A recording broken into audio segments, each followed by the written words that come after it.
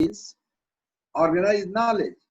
That is the only definition which one can. But science can be divided into two at a larger scale.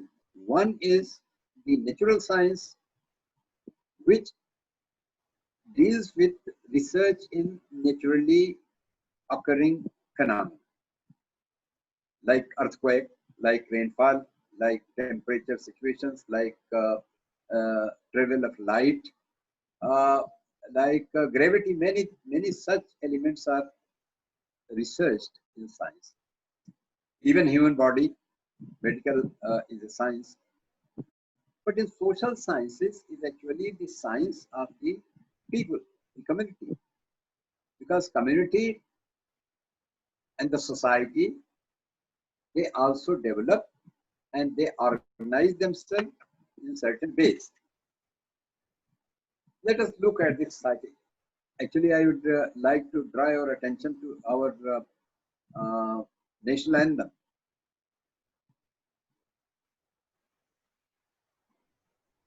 Actually, weather is creating problem. I do not know whether Sir, your voice is clear. it is clear. Yes, sir. Okay. So, if we look at our national anthem, which says Jan Gan. So Jan is individual, but what about Gan? Gan is the society. That is the collection of all the Jan. It becomes Gan. So the society deals with the people, with the communities, with the societies, their economics, their demography, their politics, their law. Everything is included in the social sciences. So it is a broad format in which the social sciences exist. But the only difference between the social sciences and the natural sciences is that natural science is precise. 2 plus 2 is equal to 4. But in social sciences, 2 plus 2 may be 22 or sometimes 1 only. Because you are not dealing with the naturally occurring phenomena in the sense that it is not rainfall. It is human behavior, which is going to be studied. And human behavior is not very defined. Within one day, the human behavior may change, the mood may change, the decision-making process may change. And therefore, the social scientists have to be very careful because it is not a precise measurement.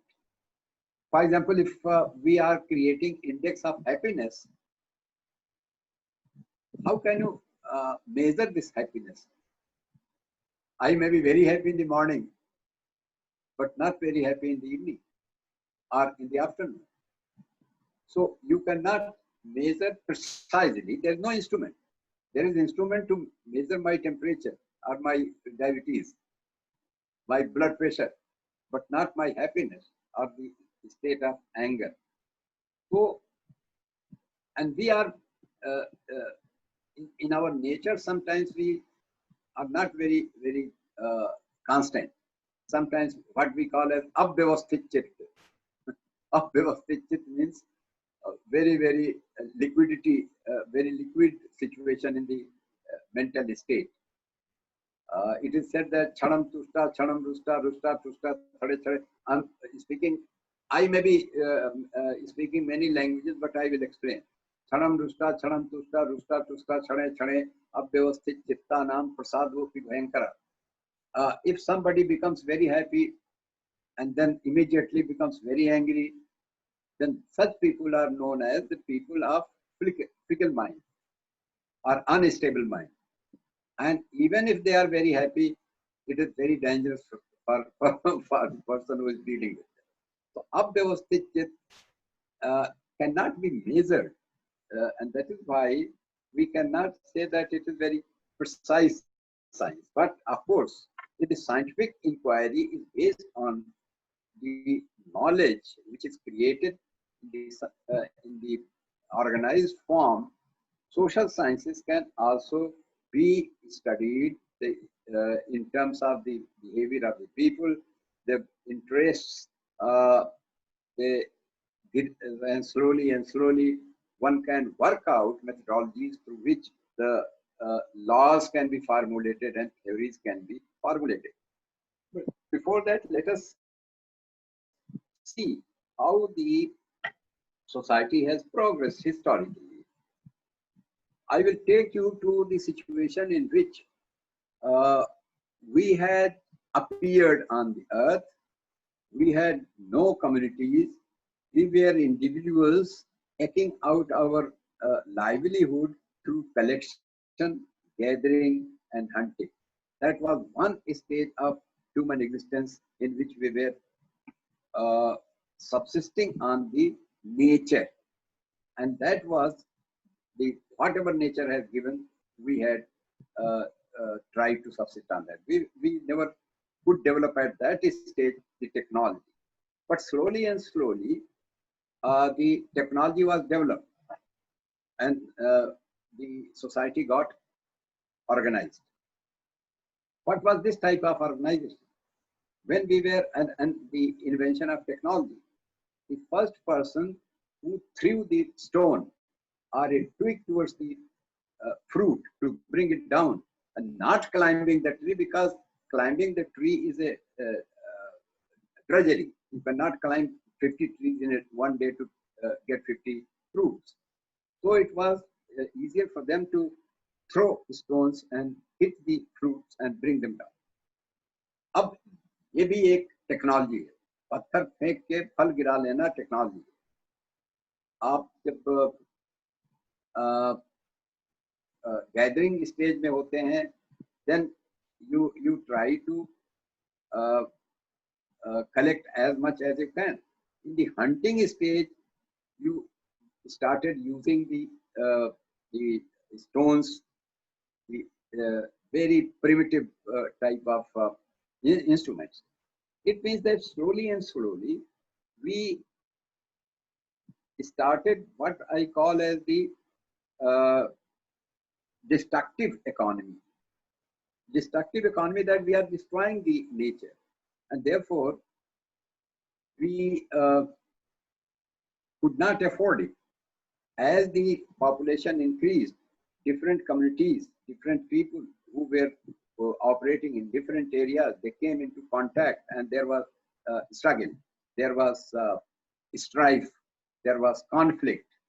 And in order to avoid this conflict, people started organizing themselves. So it was a transformation from the state of the destructive economy to the economy which one can say as domesticating economy. We started domesticating. Instead of killing the animals, domesticate them. Instead of destroying the vegetation, we start domesticating them. So we transformed ourselves to two things. One, sedentary living, developing houses, developing settlements. And then the other was that we started domesticating the animals as well as domesticating the plants for our cultivation. So we developed what we call as primitive society. This primitive society was not very exploitative, but at the same time it was very integrated.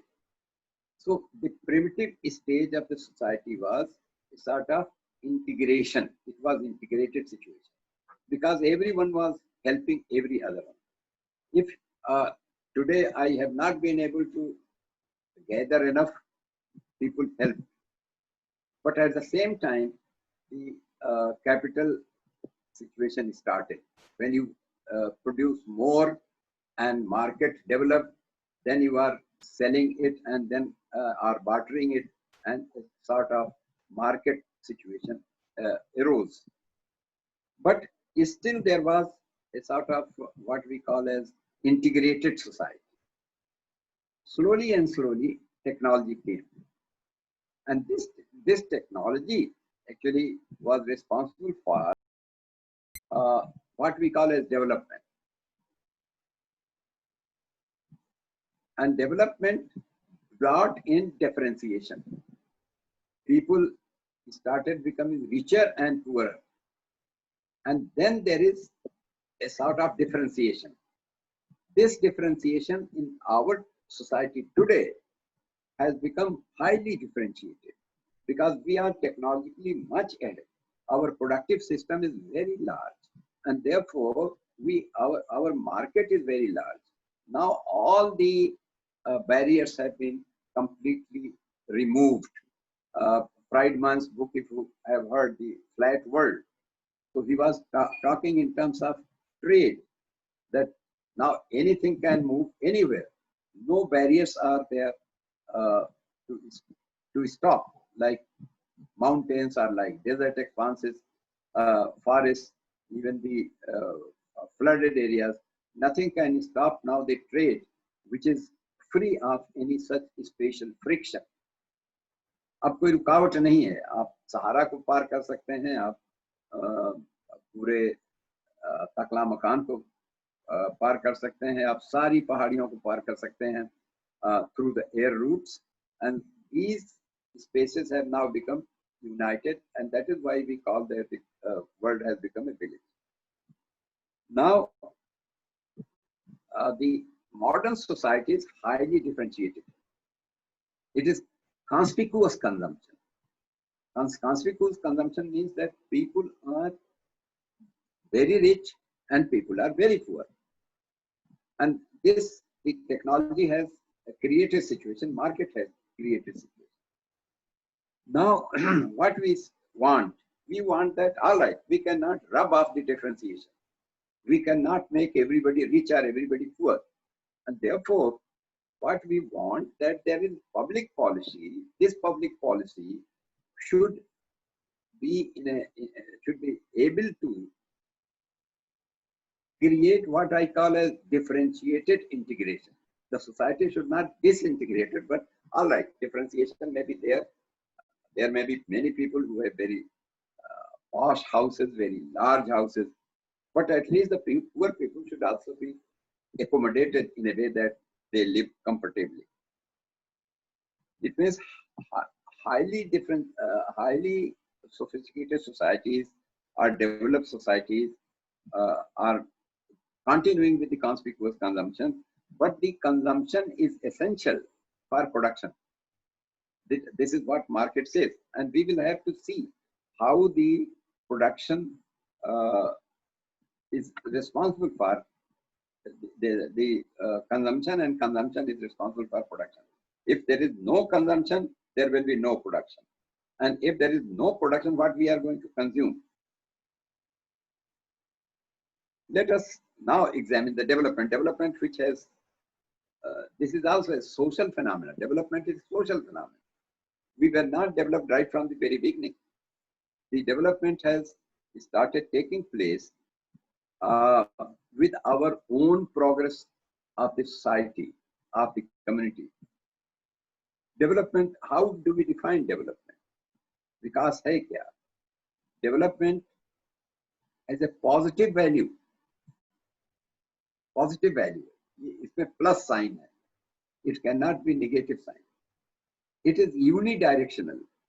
एक direction में चलता है विकास आप reverse नहीं कर सकते, और reverse करेंगे तो प्रॉब्लम होती है, रिवर्स नहीं होता है.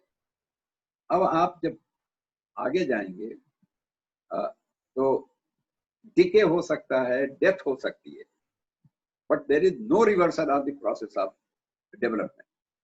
There is another word which concept which you use is growth. Growth is both positive and negative. Both positive and negative.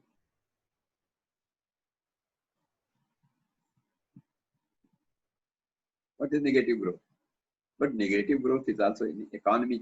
When you talk of the negative GDP, it does not mean that there is no development. But if you see in human health, negative growth means cancer. So it is not a desirable phenomena. So development is always positive, and it always helps human society to cross from one stage of the social development to the other.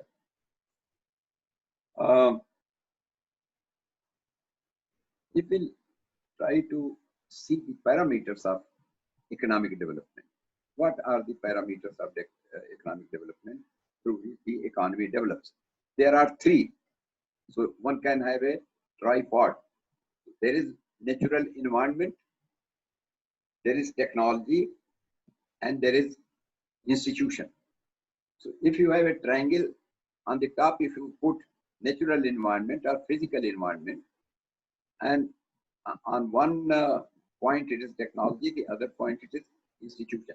Human beings are somewhere in between, and they interact with three. They interact with environment with the help of technology, and in the process create what is known as institution. Let us see what is the role of natural environment. Natural environment indicates the direction of development of society. It indicates the direction of development. किस दिशा में आप विकास करेंगे? अगर आप बहुत अच्छे उपजाऊ मैदान में हैं, पानी है, अच्छी मिट्टी है, then you are destined to become agriculturists. आप कृषि करेंगे. So it was not by chance that the people of Mesopotamia, people of Nile Valley, people of Indo-Gangetic Valley, and people of Biho Valley, they became farmers. ये तो indication ऊपर से nature ने दिया. ये इंडिकेशन कि आप खेती करेंगे क्योंकि आपके पास बहुत उपजाऊ जमीन है, आपके पास बहुत पानी है और आपके पास बहुत अच्छा वेदर है, तो आप इससे खेती करेंगे. But if you are located in the forested areas, the direction is indicated. You are going to be lumber jacks. If you are going to exploit the jungles and forests. If you are located on the coast, you are going to be fishermen. So this broad indication is given by the environment. But at the same time, environment puts a limit on the extent of development. For example, if we are trying to develop agriculture with the help of one wooden plow and two bullocks, which have now been replaced, we have now tractor. Then what will happen? If you are able to grow 5 quintals per hectare, this 5 quintal is fixed now, unless you do something at the level of technology. So that limit has to be shifted with the help of technology. Now, what is technology? Technology has certain role. One is that it reduces the drudgery of labor. Labour बहुत आसान काम नहीं है और बहुत इससे लोग आराम नहीं मिलता. आप एक आदमी जो पहले हल जोता करता था, वो घंटों चलता था, दिन भर चलता था, 1 एकड़ खेती जोतता था. Now with the help of tractor, you can plow many acres, and then you have also the laser. ये मेरा जो जितेंद्र, हाँ sir, I have two things weather and views. They are disturbing. So sir यहाँ तो बिल्कुल भी disturbance नहीं आ रहा. यहाँ बिल्कुल क्लियर आ रहा है सर. क्लियर आ रहा है? एकदम क्लियर आ रहा है सर. लेकिन मुझको डिस्टर्ब कर रहा है. यहाँ बिल्कुल क्लियर है सर. चलो. Technology reduces the drudgery of labor, number one. It improves the efficiency of labor. And I give you a very, very primitive example. आपके ज़माने में अब नहीं है. हम जब गांव में पले थे, तो आटा लेडीज घर की चक्की में पीसती थी. अब 1 घंटे 2 घंटे में कितना पीस लेंगे? तो एक तो वो ड्रजरी ऑफ लेबर था, वरना एफिशिएंसी भी कुछ 2 किलो पीस लिया आपने. But when the flour mill came, within half an hour you can grind about 1 quintal.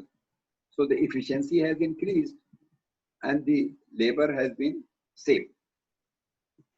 The other important aspect of technology is that it provides you laser for philosophizing, because it is said that human beings do not live by bread alone. They have higher needs. What are these higher needs? You want to express yourself, and you have only one medium of expression, that is language. And language is not adequate or sufficient medium of expression. You cannot express all your sentiments, all your emotions through language. So you want to search for other avenues of communication and expression. And these may be music, dance, painting, and it requires time. You cannot practice music if you don't have time. Now, one can have ready-made music now, but if tabla maestro is practicing tabla, it requires time. And if any singer is practicing ragas, then it requires time. Therefore, leisure was important to fulfill the need of or philosophical need of the society. And that is how this technology became extremely important for the human development or for the social development of society. I will make three statements about technology. One, primitive technology is income neutral. जो बहुत छोटी level की technology है वो हर आदमी खरीद सकता है, उसमें बहुत ज्यादा पैसा आपको नहीं देना पड़ता. For example, if it is a matter of sickle, if it is a matter of spade, if it is a matter of wooden plow, if it is a matter of cycle, even this technology is available with some investment. But when the technology becomes a little bit higher, intermediary technology, if you want from dug well, for example, you can dig a well and have water. But from dug well to tube well, you require investment.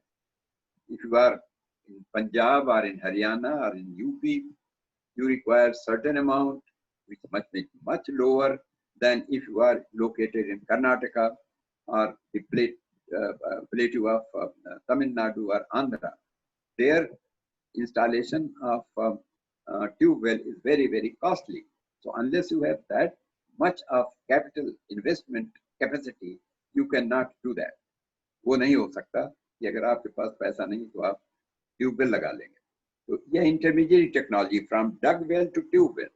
If you have, you can obtain a cycle, which is primitive technology, but you cannot afford a car unless you have plenty of money. So the statement is that the intermediary technology is income biased and can be obtained only by certain amount of investment. Now we go to the third level of technology. Third level of technology is extremely complicated, unwieldy, very large, and which is beyond the capacity of individuals. Let me expand the example. The example is from dug well to tube well to canal irrigation. Then from cycle to car to a railway system. Railway system and canal system, they are highly sophisticated and large scale technologies, which cannot be built and operated and maintained by individuals. Therefore, at this stage, the state has to intervene. The ownership goes to the state. Our joint companies are big establishments, even multinationals. So are these rich people who can invest. But generally these, in Indian situation, we have the state intervention.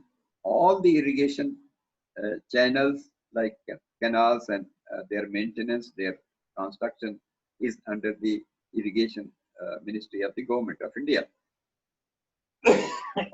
Likewise, the railway system.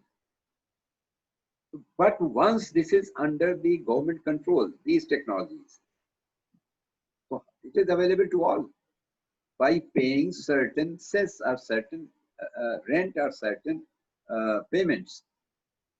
I can purchase the railway ticket and travel up to Calcutta in sleeper class, but rich people can purchase ticket of first class or air conditioned first class. But in the morning when we reach together. So the even small poor people can afford with some investment, with paying some cess, some rent or some cost of the tickets or some cost of or water charges from the irrigation, we can draw water and can irrigate our fields. So this is the nature of the technology. But at the same time, with the help of environmental endowment and also the ये मुझे disturb करा, let me try that it leaves. Sir हमारे part से बिल्कुल सही है, एकदम सुनाई दे रहा है सर, बिल्कुल क्लियरली. मैं बड़ा हाँ, नहीं सर, बिल्कुल साफ, एकदम कोई डिस्टर्बेंस ही नहीं आ रहा. They have pushed in many advertisements, I think. Okay. Okay. Then in the tripod, at one end is the natural environment. At the other end, we have the technology, and on the third end is our institution. Human beings are interacting with nature with the help of technology and creating the institutions in the process. What are these institutions? It is said that human beings are born free, but we have been changed ourselves at every step. हम इतने free तो हैं नहीं. हमारे लिए बहुत सारे institutions हैं. Our constitution itself is an institution. We have our rights and our duties enshrined in that. So we are not exactly free. And therefore, what is the purpose of these institutions? These institutions are created for the acceleration of the pace of development. So we have our security, we have our defense, we have our trade, we have our excise, we have put many such regulatory situations so that our pace of development does not get completely stopped or is badly affected or negatively affected. I can give you the example of, there is a rioting situation, there is riot. And in this riot, trade is going to be affected, the production is going to be affected. So in order to avoid such situations, we have the defense, we have the police, we have legal IPC and CRPC and other legal provisions, so that the institutions put the society under control, so that the negative effect of such negativity does not hamper our development. The other problem of institution is that after some time the institutions become rigid and they require amendment. You know that our constitution itself has been amended more than 100 times. So what is this? Why we require amendment? When we see the social situation in which there are developing certain rigidities, we have to amend them. We have to correct the course.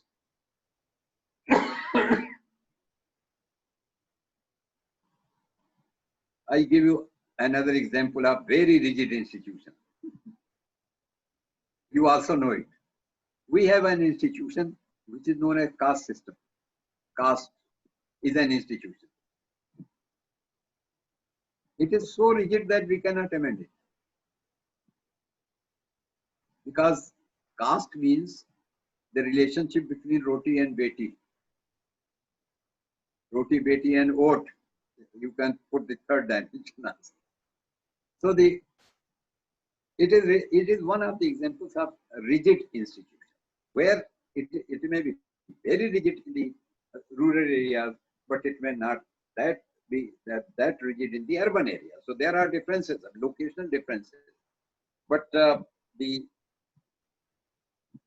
problem of rigid institutions is there, and therefore they have to be uh,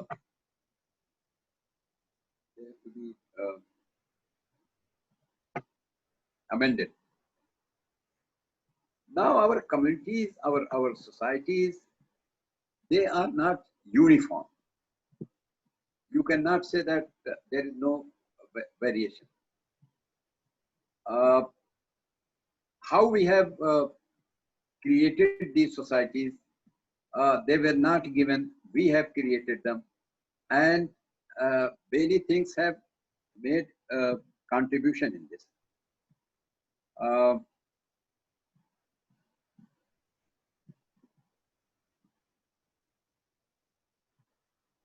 Uncontrolled development has also created problems. And somehow or the other, problems like African famine, problems like gas leak in Bhopal, problems like nuclear leakage in Chernobyl. So with the development, the society also is under the threat of the development after effects. That is very, very serious problem in the social situation. Now we have also communities and societies which have their own identities. And sometimes there are cooperations and there are conflicts. Let us see. India has very strong religious society. Religion. How do we define religion?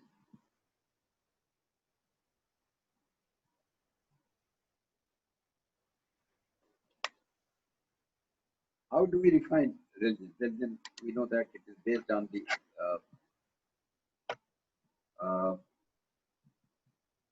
our philosophy, our faith. But in science, there is no role for faith. But in social sciences, there is a lot of role of faith. And nature also has created the faith situations in the society. We are naturalists. We are nature and human, through nature human interaction. We have developed from agrarian to industrial societies, and sometimes religion becomes accelerating factor, sometimes accelerating factor. Let me very quickly see how religion becomes a factor in the social situations in the country, particularly in the Indian context. What is religion? Religion has been derived from the Latin word religio, which has given birth to another word known as legigere. Legigere means creating community, binding them together. But in Indian context, religion is not such with such meaning, because in India we define dharma as dharyat iti dharma. What is we have held within ourselves in our faith, that is dharma. Or the deen in Islam is entirely different connotation. Deen means the same as dharma, but religion has another meaning, which means that the creation of community. But faiths also create communities, but it may not be amorphous community. Neither Hinduism is amorphous nor Islam is amorphous. So whenever in social sciences we start researching for our deeper research, we have to take cognizance of faith. For example, what are the basic texts in Hinduism? All the four Vedas, Upanishads, and Gita. So these are the texts. And then in order to have a sort of inclusive situation of understanding the society, we will have to understand similarities, not the differences. Differences may be rubbed off if we know the similarities. What are these similarities? Similarities are, even if we look at Rig Veda, what does it say? Eko satyam viprah bahuda vadanti. The truth is some, the same. What is truth? Truth is known as God. In the philosophical terms, I'm saying. Truth is God. And God is truth. That is what Gandhiji also said. Truth is God. Where this God, where does it live? In our faith, is there any place? And that we, in Hinduism, we know that it is Satyalok. Satyalok, where is the Satyalok? Even geographers do not locate. Is Satyalok hai kahan? If you know the Gayatri Mantra and 3 words of Gayatri Mantra, Bhur Bhuva Swa Maha Japah Tapah Satyam. So these are 7 stages are attaining this Satya. Bhur Bhuva Swa Maha Japah Tapah Satyam. That is what the Indian ancient thinkers thought. Then there are 7 layers down below also. Talam, Atalam, Pitalam, Sutalam, Talatalam, Rasatalam, Patalam. Patal is the downmost. Where does it lie? One does not know. Even I do not. But in the text, it is available. But at the same time, Hinduism also has the Brahma Sutra. Brahma Sutra says that Eko Brahma Dutiyo Nasti Nasti Neha Nasti Kinchana. एक ही ब्रह्म है, दूसरा नहीं है और बिल्कुल तिल मात्र भी नहीं. तो अब ये जो वननेस ऑफ गॉड है, ये शायद जुडाइज्म, क्रिश्चियनिटी एंड इस्लाम में कॉमन है और हिंदुइज्म में कॉमन है. अब ये वेरिएशंस हैं because of the faith, it is not because of the spirituality but because of the rituals. Ritualism जिसको हम पंथवाद कहते हैं, उसमें डिफरेंशिएशन पैदा होते हैं. उसमें ड्रेस में डिफरेंशिएशन पैदा होगा, आपके पूजा पद्धति में डिफरेंशिएशन पैदा होगा, आपकी आइडेंटिटीज में डिफरेंशिएशन पैदा होगा. तो ये कम्युनिटीज जो हैं, ये फेथ के बेसिस पे भी हम इनको अलग अलग पहचानते हैं. सो इन इंडिया हमारा वो जो बेसिक चीज है वो ये है कि भाई हमारी वो कैसे हुई, इसको हम कहते हैं कि how did our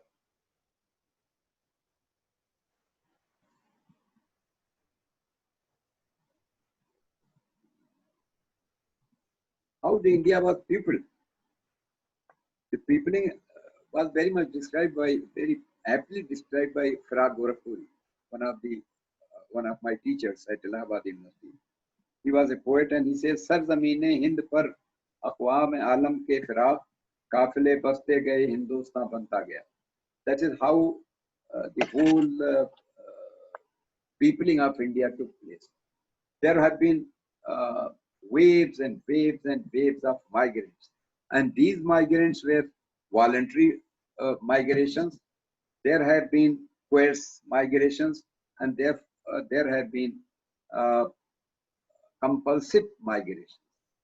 Let us see our migrants who have gone out of India during the colonial period. The people in Mauritius, people in Trinidad, Tobago, people in Fiji who were conscripted from Eastern UP and Bihar, and they were taken there as under agreement. And if you find the literature of that time, it is known as Girmitia labor. Girmitia means labor which has been transported through agreement. They were there to be employed in the in the farms, particularly plantations, sugarcane plantation and other plantations in those areas. So the society through migration has also been created. Now, in our social situation, we have many faiths. We have Hinduism, we have Islam, we have Sufism, and we have Sikhism. What is common between Sufism and Sikhism? What are the basic principles of Sikhism? Basic principles of Sikhism, when you try to research in this area, then you think of the basic tenets. These basic tenets are Naam Japo, Kirat Karo, Vand Chapo. You remember God, but you have to work. And at the same time, you have to eat by distributing. You cannot accumulate yourself, but you eat by distributing, जिसको लंगर कहते हैं. आप नाम लेंगे, नाम जपेंगे, काम करेंगे और बांट के खाएंगे. That is the basic tenet of Sikhism, and that is how they pray. If you look at Japji Sahib, the prayer is very simple.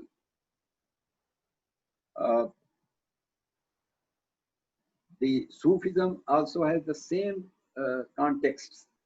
So, in order to even dwell research in these areas, we have to be very careful in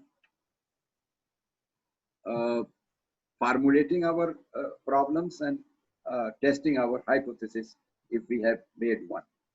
Now, India has also the home of two such religions where there is no concept of God. One is Buddhism and the other is Jainism. What are the basic tenets of Buddhism? The basic tenets of Buddhism are Dukh, Karan, Nivaran, and Nirvana. What is the cause of Dukh? Dukh, you identify Dukh and identify the cause of Dukh. Then how this Dukh can be उसका निवारण किया जा सकता है. Then you go for Nirvana.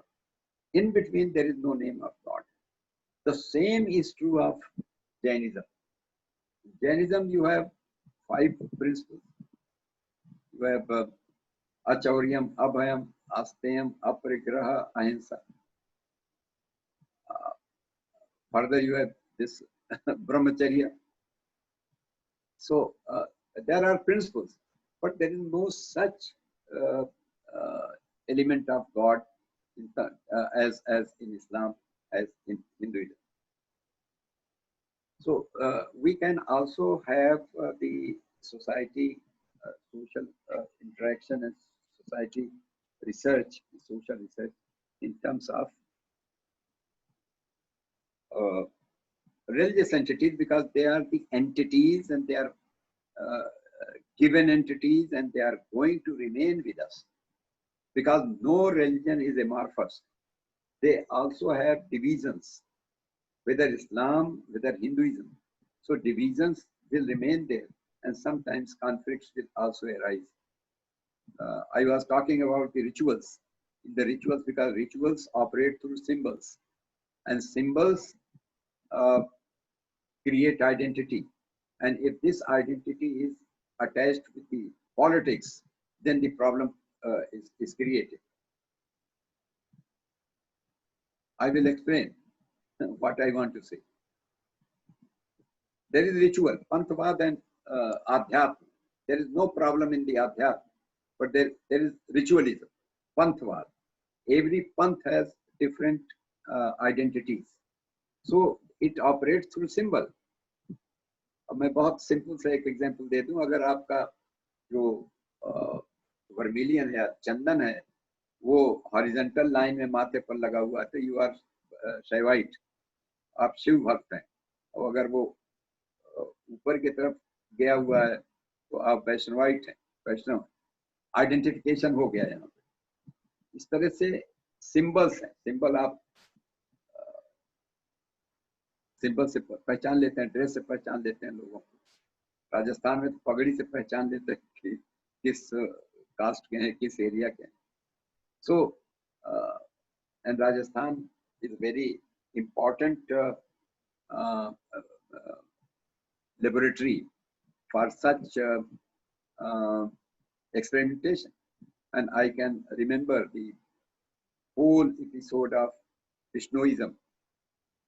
Guru Jambeshwar ji, who was born in 1485, somewhere in Moqam, Bikaner, and he propagated Vishnuism, where they followed 29 niyams, 29 tenets. So societies, within societies are there which have to be researched. Actually, I did some research and published one book, The Ecological Saints of the Desert, where you can study it. Okay. Now, let me very quickly pass on to the other aspect which I want to cover, and particularly to those who are geographers in the group. The whole interactive system of human and nature interactive situation, in which human nature, they interact with each other and at the same time change each other. Human have, through their developmental process, have affected nature somewhere negatively and somewhere positively. We are also responsible for the positive development of the society, like the housing, like irrigation, like communication, like transportation. But all these things have been created on natural platform, and this stage is available for human drama. We play our drama over this natural space which has been given by nature. Now, in the process, we have created problem for ourselves. And I want to quote a Persian couplet, which was written by Allama Iqbal. And it is a dialogue between human beings and the nature. Human beings say that nature has created all the problem for us. And nature is trying to reply. So it is a dialogue between the God and the human being. And God says, Jahara Zayak Abugil Afridam. To Iran Turan Zang Afridi. I will explain. Jahara, Jaha means दुनिया. Jahara Zayak Abugil. आब कहते हैं पानी को, गिल कहते हैं मिट्टी को. संस्कृत में आप कहते हैं पानी को. ये पर्शियन है. जहारा ज़यक आबुगिल आफरीदम. हमने तो ये दुनिया मिट्टी और पानी से बना के दिया था. तू ईरान तूरान जंग आफरीदी. तुमने इसमें बंटवारा किया. ईरान बनाया, तूरान बनाया, अफ्रीका बनाया और आपस में लड़ना शुरू कर दिया. ये हमारा काम नहीं था. हमने तो ईरान तूरान नहीं बनाया था ना. हमने तो जमीन बनाई जिसपे पानी दिया और जिसपे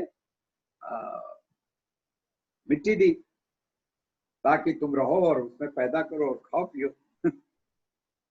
फिर दूसरा उसका नेचर का इल्जाम यह है कि मनस खाक औलाद ना बाफ्रीदम. हमने तो तुमको आयरन और मिट्टी में मिला के दिया था. तू तलवार तेगो तुफंग आफरीदी. तुमने तलवार और ये भाला और बर्चा और तोप ये सब तुमने बनाया अपने को एक दूसरे को मारने के लिए. Nature never provided this. This is your technological intervention which has created problem for yourself, because I had given iron ore for your instruments. आप औजार बनाते, हथियार बनाते, जिससे खेती करते या जो कुछ भी करना था करते. आपने क्या किया कि उससे एक दूसरे को मारने का इंतजाम कर दिया. कबर आफरीदी निहाले चमन रहा. हमने तुमको एक बाग दिया था, एक नेचुरल गार्डन दिया था जिसमें बहुत सारी चिड़ियां चहकती थी, उड़ती थी, गाती थी। कफस साख्ती तारे नगमजंदा, जब तुम सिविलाइज हुए, तुम अपने को कहने लगे कि हम अब बहुत सभ्य हो गए हैं, तो तुमने पिंजरा बनाया और अपने लिए जो मुसीबतें पैदा की थी की ही की। अब तुमने अब हमारे दूसरे क्रीचर्स के लिए, पर्टिकुलरली बर्ड, चिड़ियों के लिए, जानवरों के लिए भी मुसीबत पैदा कर। अब इंसान में क्रिएटिविटी है। Human beings, if they have been created by the creator, also carry creativity. हम भी तो बनाते हैं, हम में भी क्रिएटिविटी है। अगर ये मकान बनाए हैं, ये महल बनाए हैं, ये किले बनाए हैं, ये सड़क बनाई है, जितनी चीजें हमारी कल्चरल लैंडस्केप में दिखाई पड़ती हैं, वो तो हमारा कंट्रीब्यूशन है ना। जब हमारा कंट्रीब्यूशन है तो हम भी क्लेम कर सकते हैं। Then the answer goes from the human being to the nature.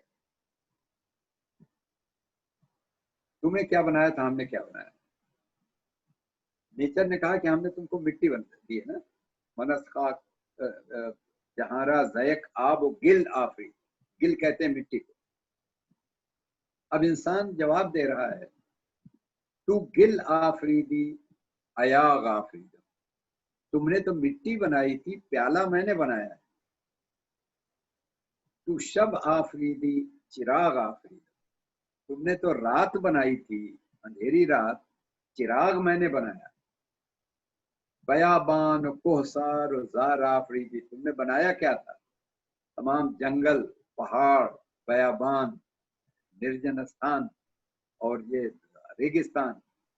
Gulistan गुलजार बाग आफरीदी, बाग तो हमने बनाए, गुलिस्तान हमने बनाए, बड़े बड़े आर्चर्ड्स हमने बनाए, हमारा कंट्रीब्यूशन कम नहीं है।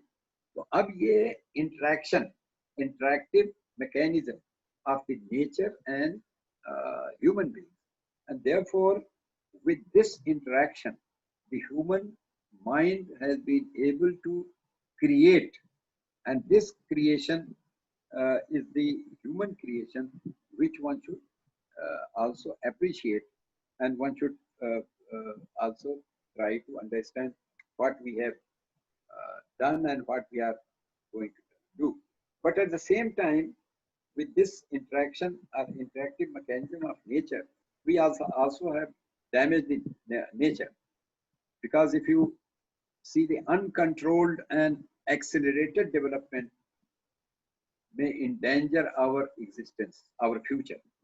And this is what Brundtland report says. This World Environmental and Development Commission, which said that our common future is endangered if we have unprecedented and unbridled development.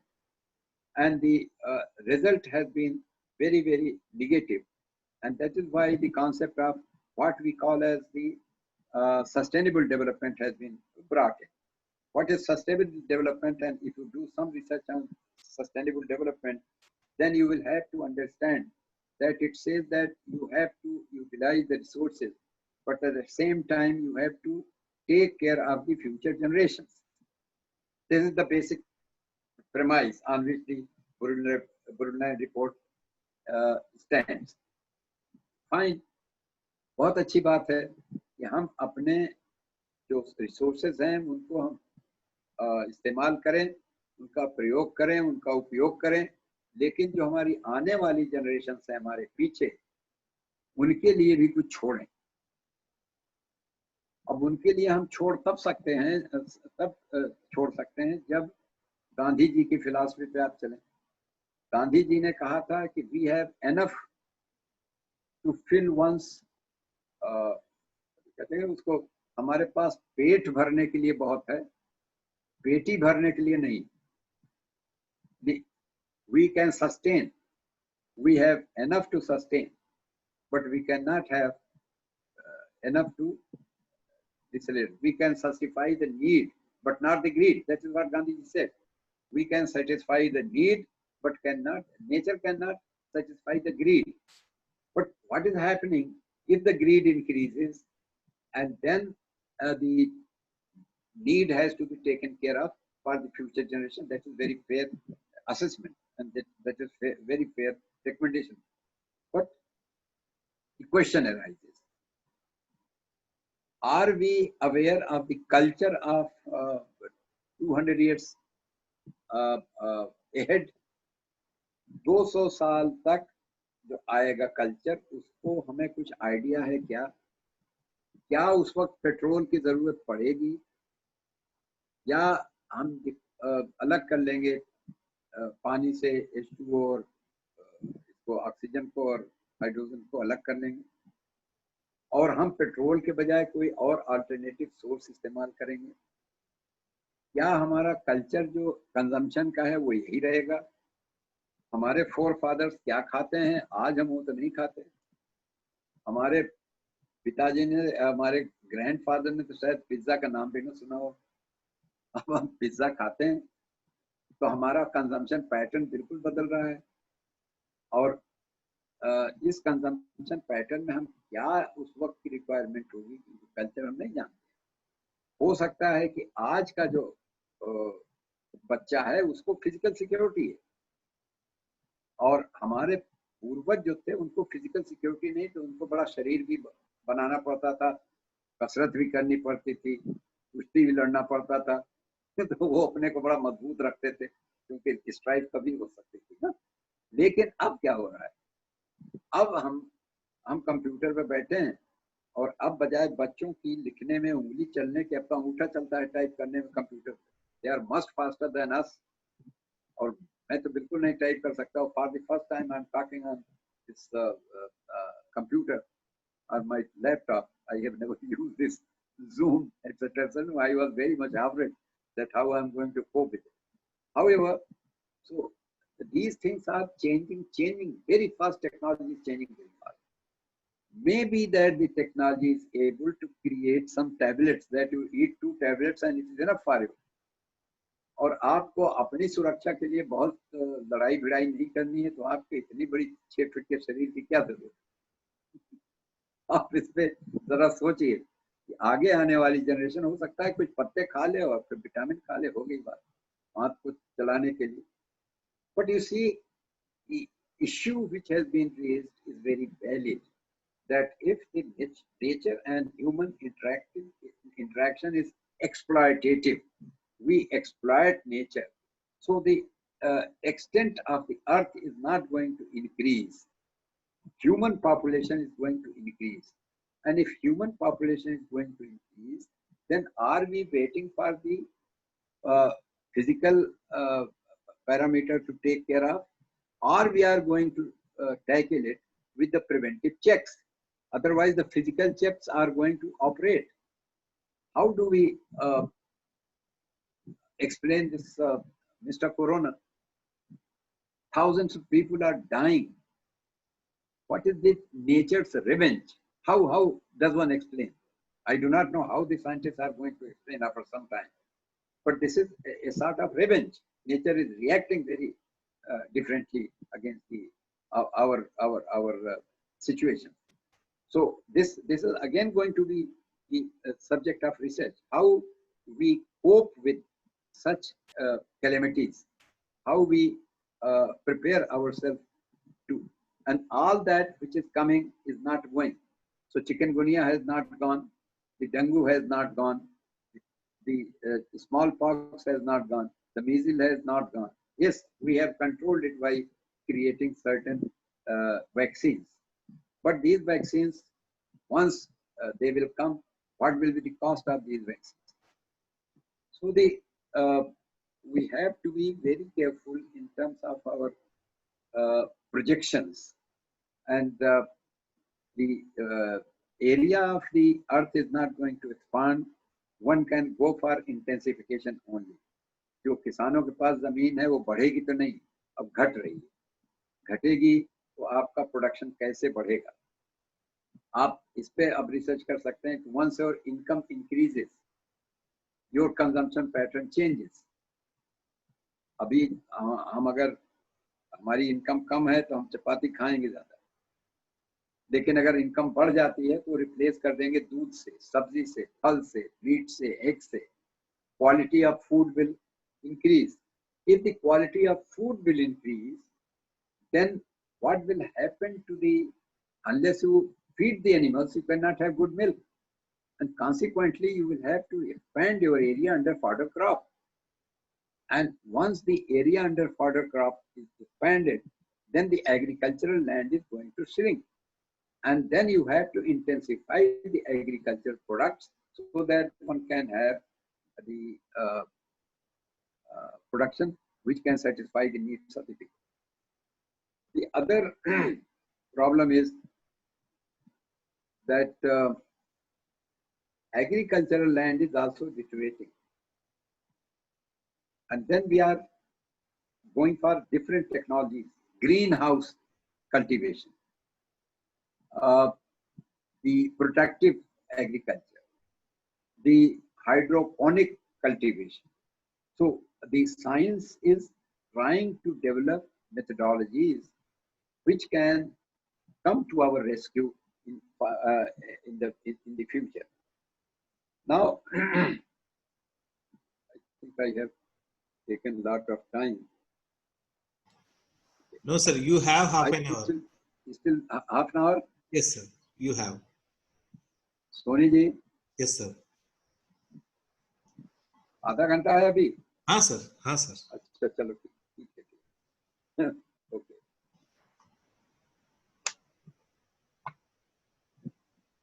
Now I will talk because in different lectures you will be doing your research exercises. I will very quickly be looking at the research components and in the scientific knowledge. How do we do research? We do research through certain methodologies. And these methodologies are either created through inductive logic, because research means logic. Logic means a relationship, a philosophy, which can be established. For example, Pythagoras. What is Pythagoras?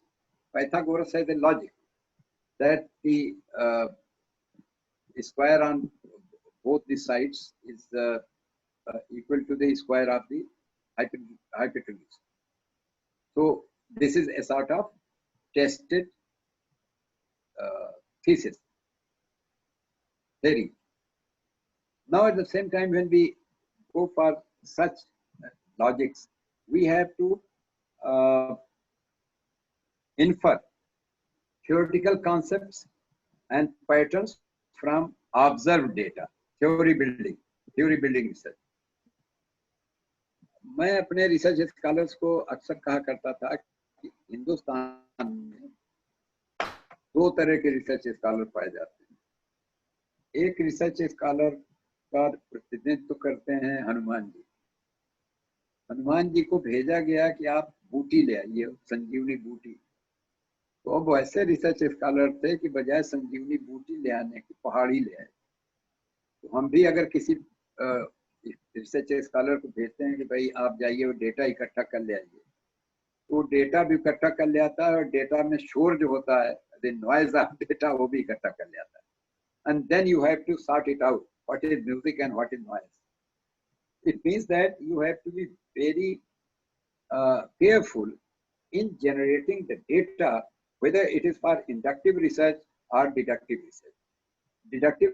Inductive research is building theory, and the deductive research, that is actually testing hypothesis from general to particular, because you have a hypothesis, you have to test it.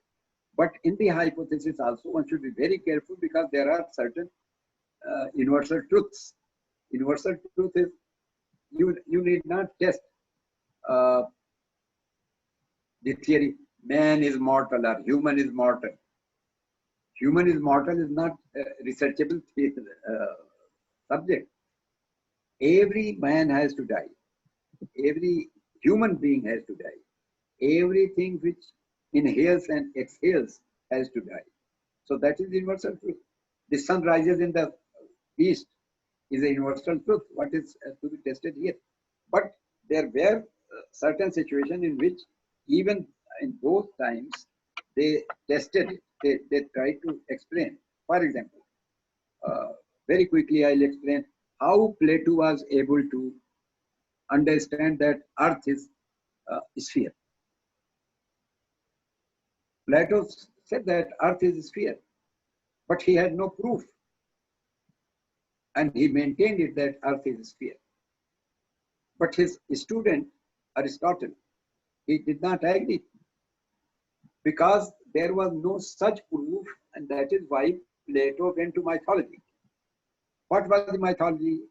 He said that human beings are the best creation of God. Now I'm talking mythology. He thought that human beings are the best creation of God. और इंसान को कहा भी जाता है कि यह अशरफुल मखलूकात है. जितनी क्रिएशंस हैं भगवान की इस दुनिया में, उनमें सबसे अच्छा यही है. ये हम लोगों ने अपने लिए डिग्री बना ली है. पता नहीं हम कितने अच्छे हैं कितने बुरे, लेकिन हम कहते हैं कि हम सबसे अच्छा क्रिएशन. तो इस अच्छे क्रिएशन का कैरेक्टरिस्टिक क्या है? अब अगर क्लास होती तो मैं पूछता कि कैरेक्टरिस्टिक क्या है. ये है हमारी बॉडी जो है सिमेट्रिकल है.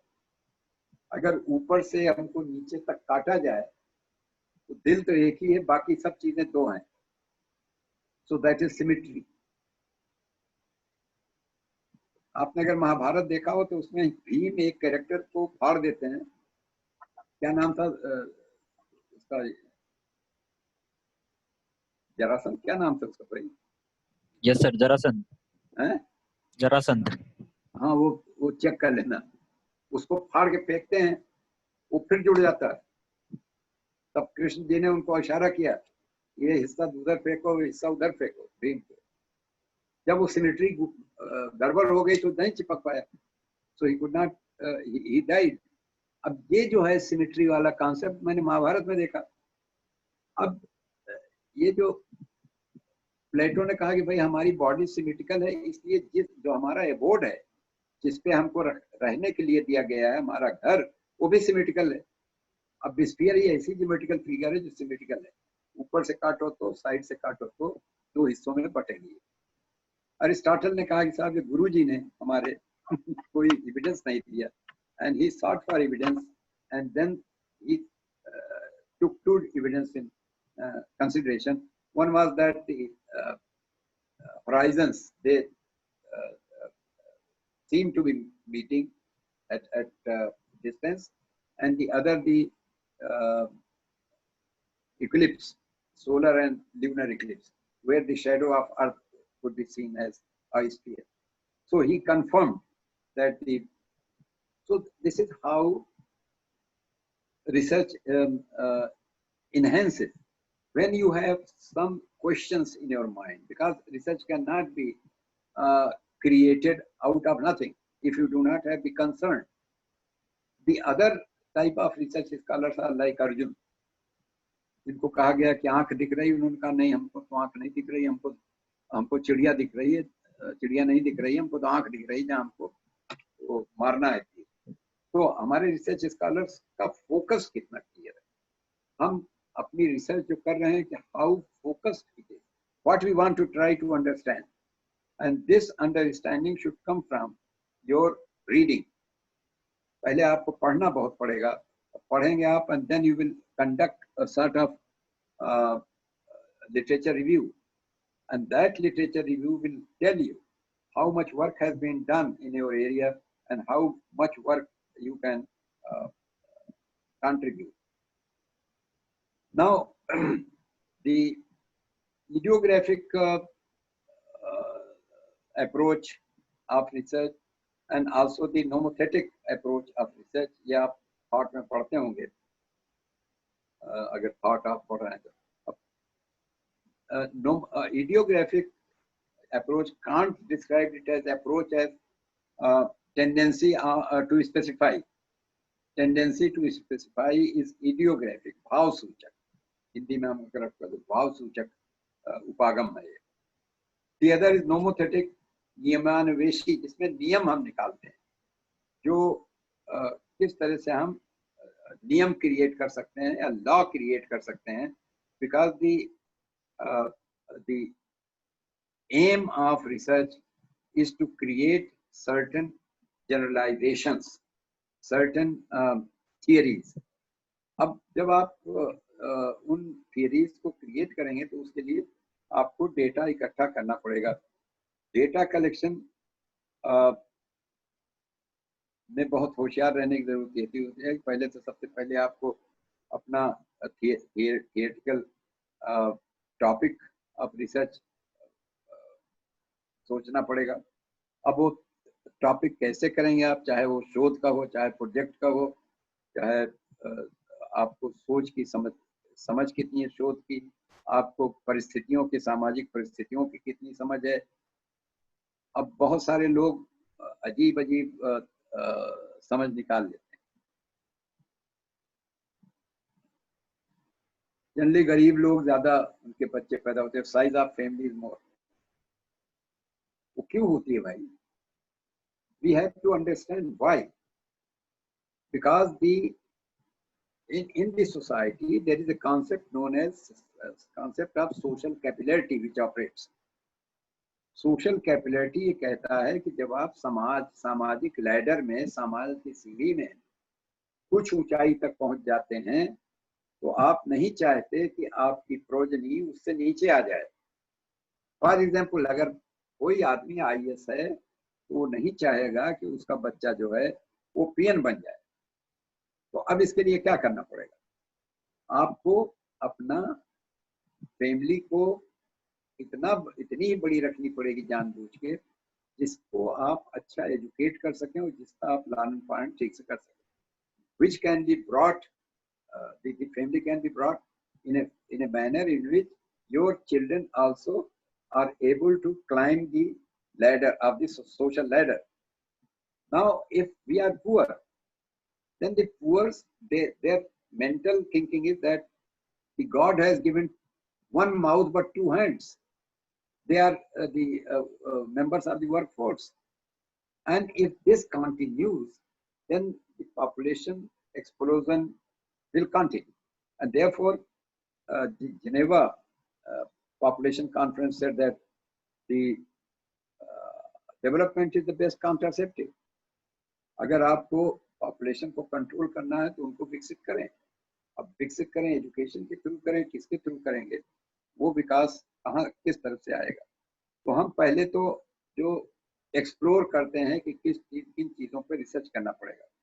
Then we try to develop our research questions. Then the research questions will lead to some a priori theory, जिसको कहते हैं, a priori hypothesis. Then we will have to create research design. Then how to operationalize this research design. फिर research methodology क्या होगी, फिर आपकी sampling क्या होगी, सैंपल क्या होगा. अब फिर आप उसके बाद रिसर्च प्रपोजल बनाते हैं, फिर उसके बाद टेस्टिंग करते हैं जो आपको डेटा कलेक्शन के लिए करना पड़ता है. फिर डेटा टेबुलेशन होता है और डेटा एनालिसिस के आप मेथोडोलॉजी को चुनते हैं. मैं एक बात आपसे कहना चाहता हूं कि जब हम जाते हैं डेटा कलेक्शन के लिए, one should be very clear in the type of questions which are asked. The more so, one should be very clear about the cultural ethos in those areas. What type of people are there, and the language which you are using in asking the question, is that palatable or it is valid in that particular cultural ethos or not. I can give my personal experience of one of my students when we were doing a survey in a village in Haryana. So there was a girl whose mother tongue was not Hindi. So I told her that you get it translated, the questionnaire, and then you go to the household. Then she was very confident. Sir, no, I have now learned Hindi. Is not difficult. हमने कहा ठीक है जाओ। घर में घुसी और मुझे लग रहा था कुछ ना कुछ गड़बड़ होगा, सो आई आल्सो फॉलोड देम। थोड़ा दूर से मैं भी चल रहा था। जब वहां पहुंचा तो वहां कमोशन था। The question was, how many people are there in your household? How many people are there in your household? And this girl translated it. एक बूढ़ी औरत ने उनसे पूछा, माता जी आपके कितना घर वाला है? अब this घर वाला in Haryana context means husband. And the lady became violent. ये तो तेरे शहर में हुए, हमारे तो एक ही है. Now this, it means that what you want to convey is not acceptable in the cultural ethos of that particular context. The other warning I want to say that there is no magic wand which can churn out a topic for you. Topic you will find on the basis of your sensibility, how sensible you are about a problem. For example, my area has been agriculture. Later on, I shifted to culture also. But if I am interested in understanding the productivity in different size classes of the farmers, then we can formulate it as productivity in different size classes of farmers does not vary. We go with this a priori hypothesis, does not vary. Afterwards, when we go for literature survey and other areas, from unknown towards known or from known towards unknown, then what will happen? You will get some light and try to modify.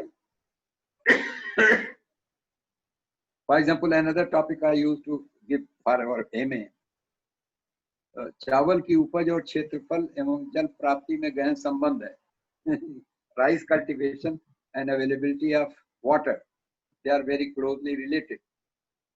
Or the thing I explained, that the social capillarity operates in the society for as a means of controlling the population. Then when we go to the sample selection, it is also very technical activity. Samples, how to develop the sample. I, along with Svalbard, we were searching for folk regions of areas around Delhi. So we passed to Gujarat, from Gujarat to Rajwati, from Rajwati to Shekhawati, and we were roaming around and searching for the cultural regions. Now we had our own sample situation. We did not go by selecting people, but we went by large farmer, sarpanch, unki wife, a large farmer ki wife, illiterate farmer ki wife, the wife of a labor, landless labor, wife of a shopkeeper, and we got 14 such, 7 such categories and 14 samples, and we started asking about their regional affiliation. What is your region? And after that, we have to have, if we are going for perception study, one should be very careful about perception study, because perceptions, they vary, and they people do not what I call as, they do not standardize the perception. You ask a question and he or she gave a perception, but the perception you of 100 people, and it is completely upside down unless you are able to standardize that what is the standard perception, जिसको हम हिंदी में अनुभूति अध्ययन कहते हैं. Perception differ from person to person. Then the problem of standardization also emerges.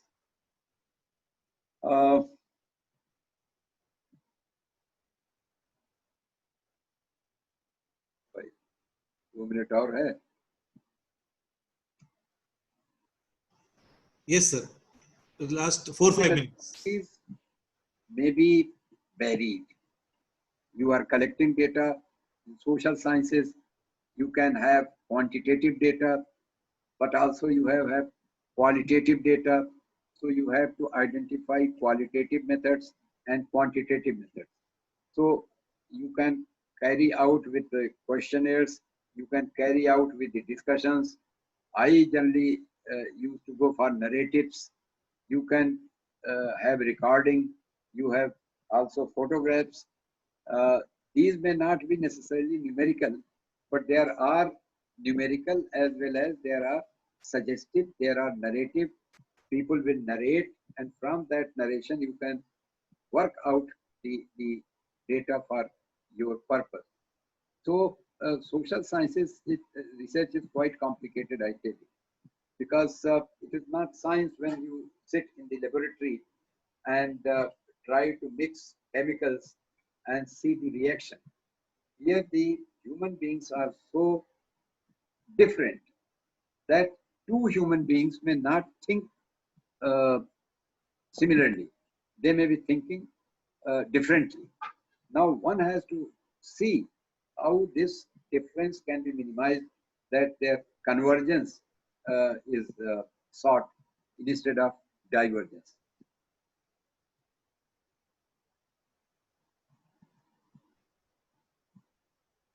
Okay. At the same time, there is a lot of secondary data which is available.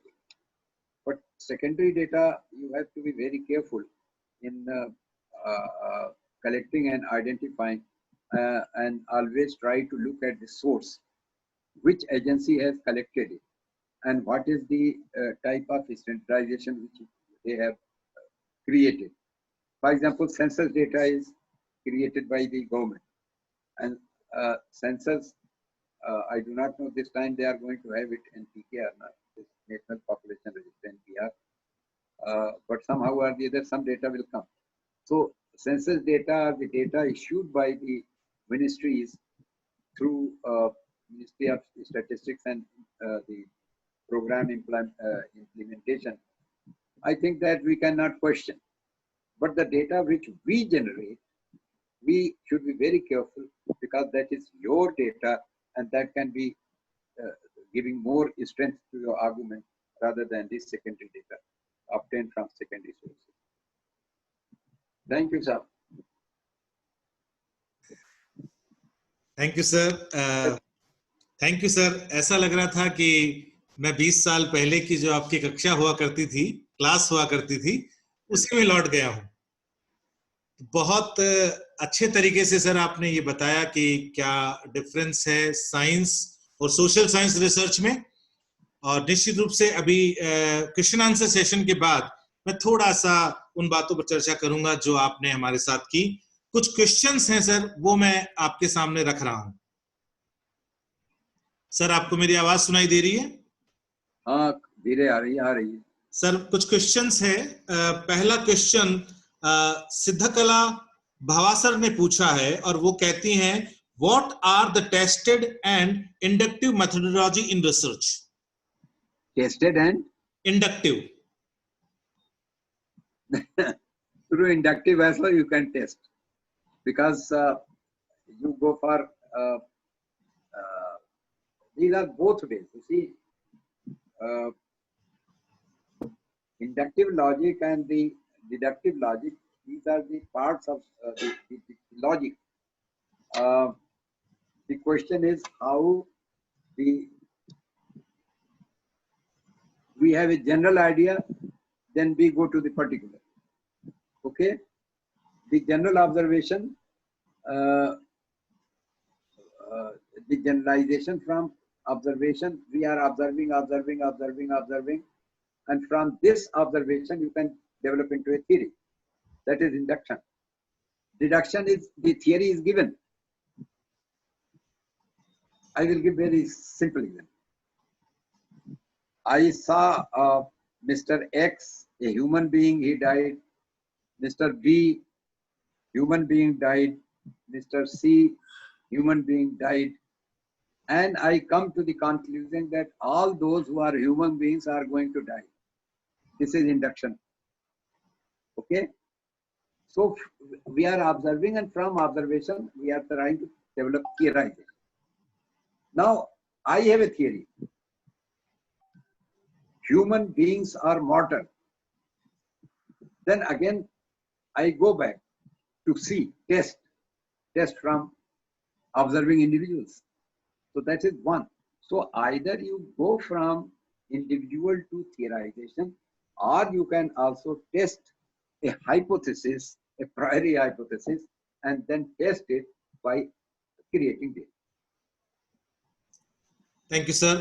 दूसरा question doctor Nemi चंद ने पूछा है sir. He is asking, development is very relative term, have different definition in different time. How we can conceptualize for universal validity? Development is? Sir, development is very relative term, and just a minute, sir. Development is very relative term, have different definition in different time. How we can conceptualize for universal validity?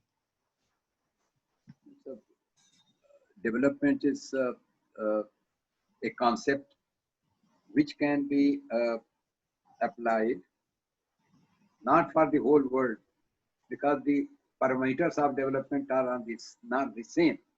I cannot validate the nature and as one of the basic parameters of development in the desert areas.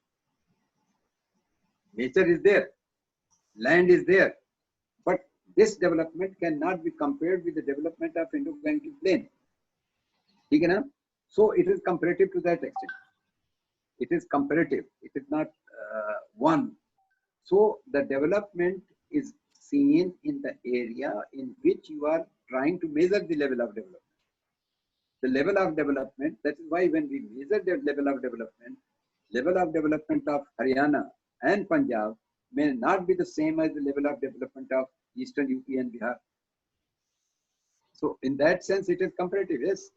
And there is no such universal parameter in which one can apply and say that the world is developed like that. Sir, next question is from Deepesh Yadav. He is asking that is development and technology related to social and cultural lifestyle? Of course, they are. Because you see, there may be technology, there may be many things which cannot be socially acceptable. Now I will give you very concrete example.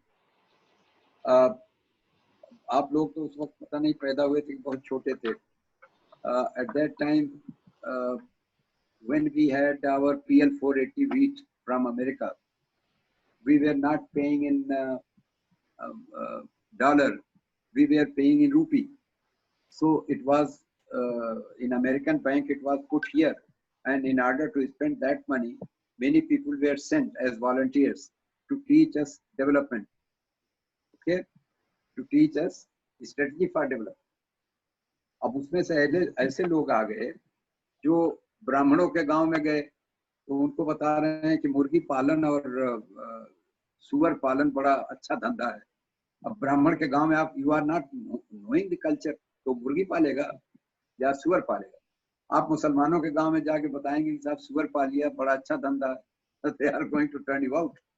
सो ये context जो है कि किस तरह की strategy आप दे रहे हैं. So there is a cultural element involved. Unless you know the culture, the developmental strategy is not going to work. हमको आप कहते हैं कि फला चीज पैदा करो, वो हमारे किसी काम की नहीं, हम क्यों पैदा करें? Unless it is for trade. Trade के लिए तो हम पैदा कर लेंगे, अपने कंजम्पशन के लिए नहीं पैदा. तो ये ठीक है, कल्चर और development they are going because technology is responsible for development. और ये टेक्नोलॉजी जो है उसकी डिफरेंट जो क्राइटेरिया है वो अप्लाई करेगी किस जगह पे आप डेवलपमेंट को लागू करेंगे. आप कहेंगे साहब यहाँ पर आप ट्यूबवेल लगाइए तो पानी निकलेगा और आप खेती बहुत अच्छी करेंगे. अरे ट्यूबवेल कहाँ लगाएंगे जब आपके पास पैसे नहीं है और अंडरग्राउंड वाटर ही नहीं, then why should you go for it. So the natural endowment and also the cultural availability and the cultural ethos has to go together. Sir अगला क्वेश्चन आयुषी जैन ने पूछा है, वो पूछ रही हैं कि सामाजिक विज्ञान में शोध कितने प्रकार के होते हैं? कितने प्रकार के होते हैं? जितने प्रकार के होते तो दो ही, या तो आप करें इंडक्टिव या डिडक्टिव, या आप करें दूसरी, और बता देता हूँ, रह गया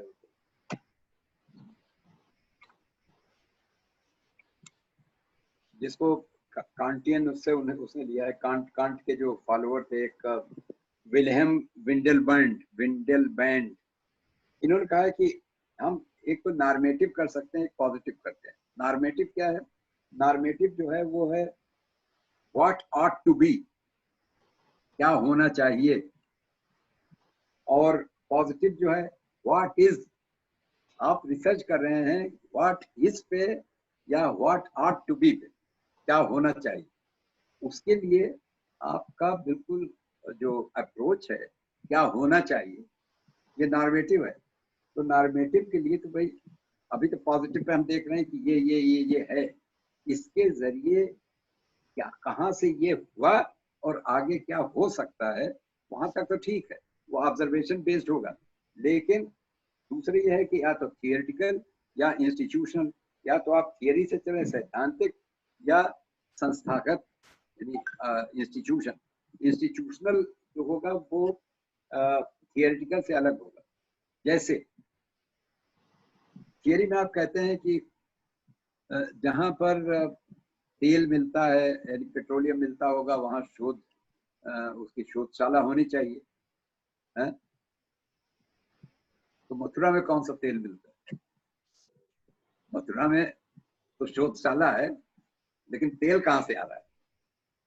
तो ये जो है ये इंस्टीट्यूशन है, इंस्टीट्यूशन हैज डिसाइडेड, राइट? जो डिसाइड करने वाले लोग हैं, इंस्टीट्यूशन है, सरकार है, उसने डिसाइड किया कि यहाँ पे एक हम शोधशाला बनाएंगे।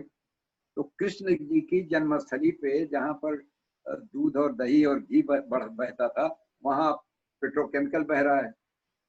लेकिन अब डिसीजन ले लिया तो ले लिया, अब उसको आप इससे थियरी से नहीं एक्सप्लेन कर सकते, थियरी से नहीं एक्सप्लेन कर पाएंगे, उसको इंस्टीट्यूशन में जाना पड़ेगा। जी सर अगला क्वेश्चन मोमिता घोष का है, वो पूछ रही हैं कि what is the basic difference between research method and research methodology? Research method and research methodology. अरे भाई, बच्चा और बच्चा बड़ा हो जाए तो फिर उसमें क्या फर्क है? मेथड जो है, जो आप मेथड अप्लाई करते हैं, methodology is a composite situation which you research, but the method is that whether you are going to apply chi-square test, or you are going to apply regression model, or you are going to principal component analysis, these are methods, but combined together this is methodology. There are so many methods in the package of technology. Whatever is relevant for you, you use that. अब हम अगर इस पे research करेंगे religious communities पे, तो उसके लिए इंडिकेटर्स दूसरे होंगे। जी सर अगला क्वेश्चन मधु परवेश का है, और मधु परवेश पूछ रही हैं कि what is theoretical research? Is it possible to have theoretical research in social science? Why not? Why not? If you are you have sort of searching mind, तो सोशल साइंसेज में आप थियोरेटिकल रिसर्च क्यों नहीं कर सकते? अब वो depend करता है कि how you are going to develop your hypothesis regarding poverty. Poor लोग कौन है? Theoretically who are the poor, और उनको पुअर कैसे रखा गया है ना? अगर हमारा जो कल्चरल इथॉस है वो इस तरह का है कि आप अगर पुअर बने रहें तो ठीक है। कुछ लोगों के लिए, जैसे हमने बताया कि भाई आप अगर जा रहे हैं वहाँ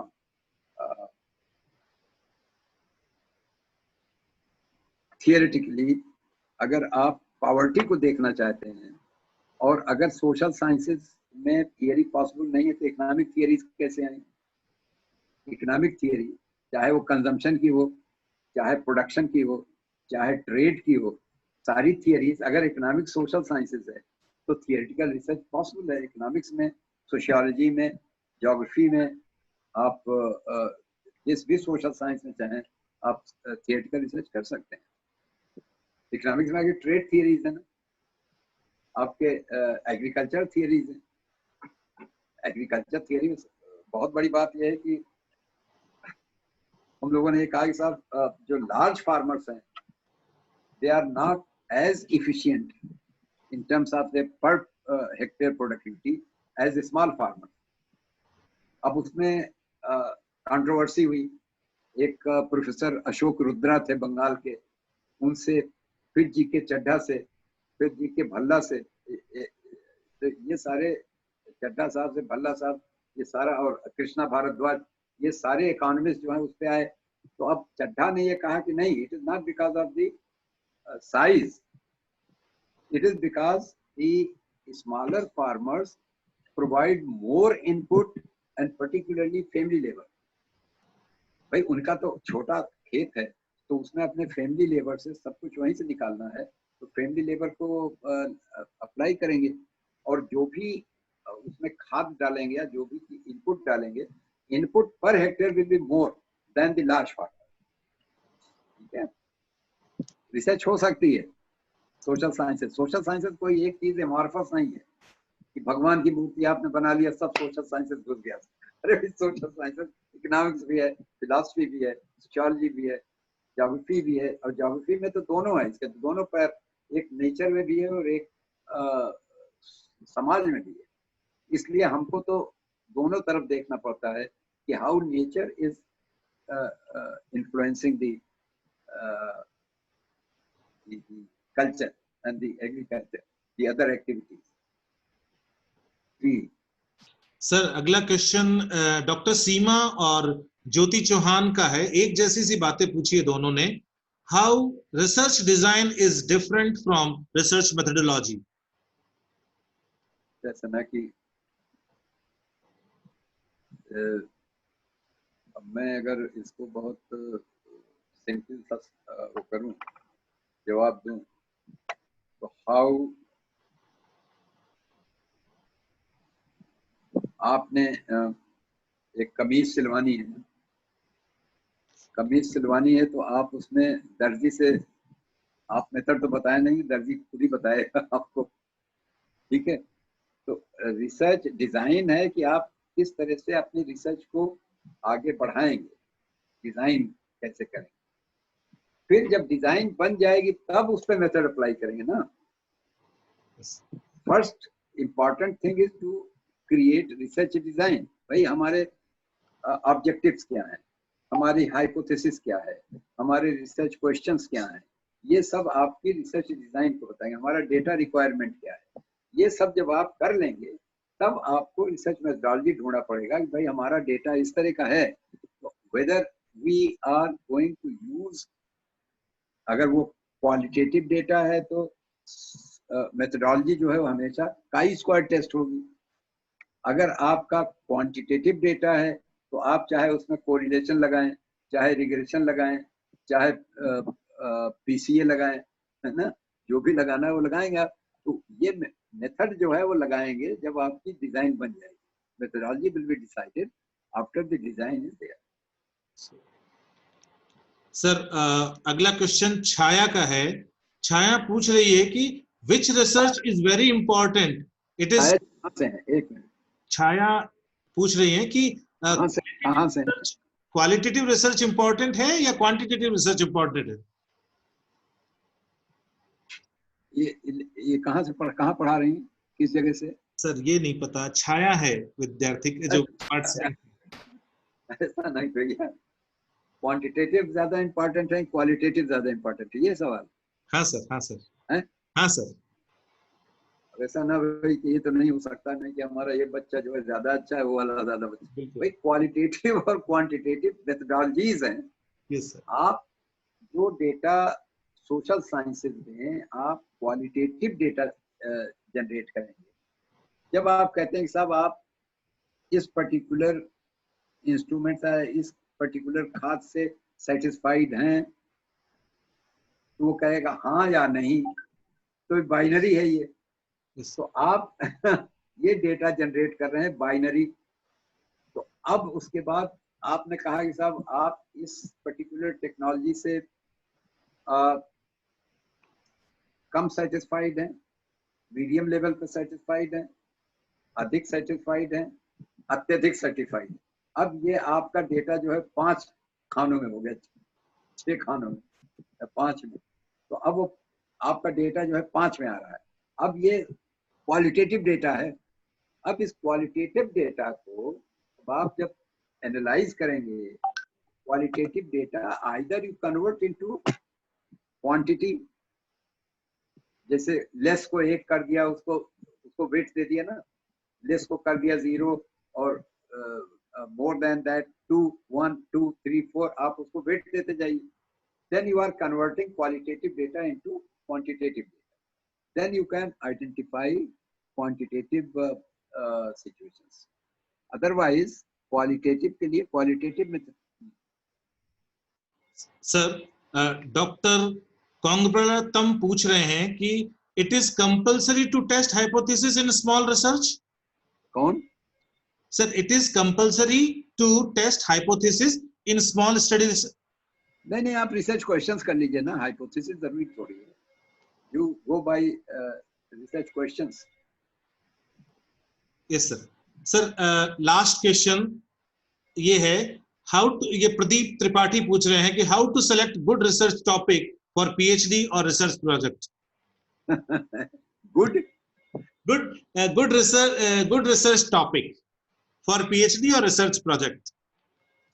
ये ऐसा ना कि depends upon what is your capability of good किस एरिया में करना चाहते हैं, और हर सब्जेक्ट में गुड भी हैं बैड भी हैं। Depends upon how you are dealing with it. Good bad topic में नहीं होता है। गुड बैड होता है कि how you are going to handle the research. अगर आप अच्छी तरह रिसर्च हैंडल करते हैं तो टॉपिक अच्छा होगा, नहीं तो नहीं होगा। 1 मिनट। हाँ, हेलो हेलो, नमस्कार। अरे भाभी जी आप यहाँ हैं? मैं अभी लेक्चर देता हूँ, लेक्चर दे रहा हूँ। मैं अभी बात करता हूँ। सर हम बहुत ज्यादा समय अब नहीं लेंगे। अब बस मैं थोड़ा सा समरी देना चाहता हूं जो आपने बोला उसकी, और उसके बाद फॉर्मल वोट ऑफ थैंक्स के साथ हम इसको समाप्त करेंगे। विद इन 10 मिनट्स जो हमारा टाइम था, उसी टाइम में हम इसको वाइंड अप करेंगे। सर कोई बात। हाँ सर, बहुत अच्छा अनुभव रहा आपके साथ। ये जो इंटरेक्शन हुआ आज का, आपने अपने लेक्चर की शुरुआत की कि what is science in social science. बहुत ही सुंदर तरीके से आपने डिफरेंशिएट भी किया कि रिसर्च साइंस में और सोशल साइंस में किस तरह से होनी चाहिए, क्या डिफरेंस है दोनों में। और आपने बताया कि सोशल साइंस रिसर्च है वो बेसिकली साइंस ऑफ पीपल है। फिर आपने नेचुरल साइंस और सोशल साइंस में थोड़ा सा डिफरेंस बताया कि जो प्रिसीजन है, नेचुरल साइंस की जो रिसर्च होती है वो बहुत ज्यादा प्रिसाइज होती है, और सोशल साइंस में क्योंकि ह्यूमन बिहेवियर होता है इसलिए उसमें हम उस लेवल का प्रिसीजन प्राप्त नहीं कर पाते हैं। लेकिन फिर भी ये जो सोशल साइंस रिसर्च है वो साइंटिफिक इंक्वायरी है इन एन ऑर्गेनाइज्ड फॉर्म। फिर आपने बताया कि किस तरह से हमारी पूरी सोसाइटी डेवलप हुई, किस तरह से प्रिमिटिव सोसाइटी से हम मॉडर्न सोसाइटी की ओर बढ़े, और आपने बताया कि primitive society was highly integrated and cooperative, and then we move towards the exploitative society as we move towards the developmental ladder। जैसे जैसे हम विकास की सीढ़ी पर आगे बढ़ते गए, किस तरह से हमारी सोसाइटी की प्रकृति बदली, उस पर आपने फोकस किया। आपने बताया कि डेवलपमेंट के साथ में किस तरह से डिफरेंशिएशन आया, किस तरह से डिफरेंशिएशन आया सोसाइटी के अंदर, किस तरह से हैव्स और हैव नॉट्स के बीच में अंतर आया। और फिर आपने यहाँ पर जोर दिया कि यहाँ आवश्यकता है पब्लिक पॉलिसी की, पब्लिक इंटरवेंशन की, और आपने बताया कि हमें ये जो डिफरेंशिएशन है इसको हमें डिफरेंशिएटेड इंटीग्रेशन की तरफ बढ़ना चाहिए थ्रू द पब्लिक इंटरवेंशन। बहुत ही सुंदर तरीके से आपने ये बात कही और ये एक तरह का नया पैराडाइम आपने आज के लेक्चर में दिया है। फिर आपने जब डेवलपमेंट बताया सोशल फेनोमिना का, तो आपने बताया कि ये जो डेवलपमेंट है जिसको हम यदि सोशल फेनोमिना के रूप में देखते हैं तो ये हमेशा पॉजिटिव होना चाहिए। ये कभी भी ग्रोथ की तरह ये पॉजिटिव और नेगेटिव दोनों नहीं हो सकता, ये केवल और केवल यूनिडायरेक्शनल है, एक ही दिशा में चलता है।